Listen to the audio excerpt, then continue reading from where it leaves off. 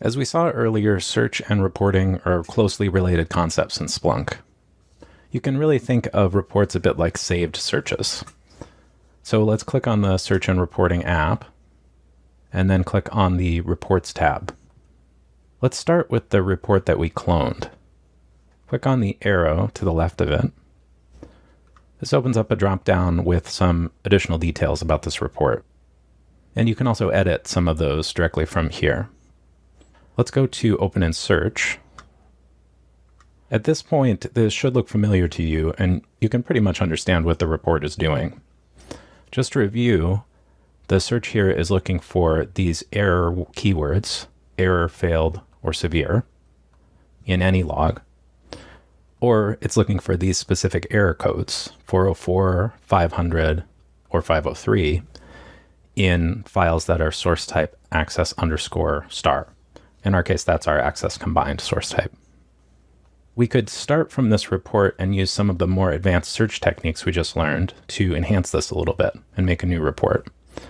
For example, we could get the top 10 client IPs by using pipe top limit equals 10 client IP. And if we search for that, now it shows us those top IPs in a statistics table. If we go up to Save As Report, you'll notice it's changed the content type here to statistics table. If we remove that and search again, if we try to save as report, it'll show the content as events.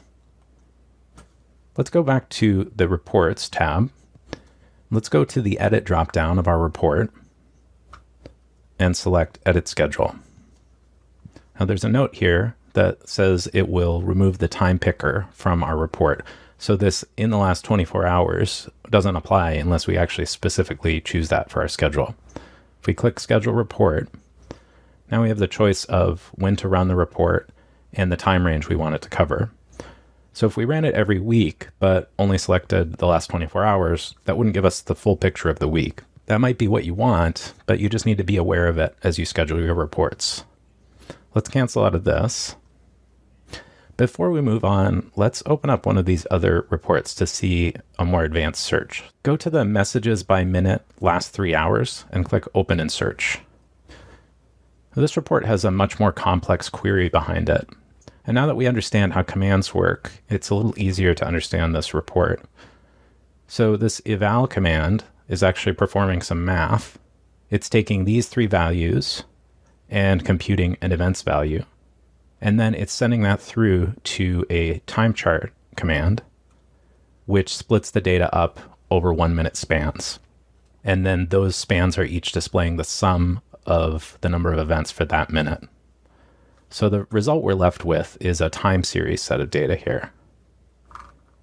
And if we look at the visualization, we can see how that is reported as this graph here.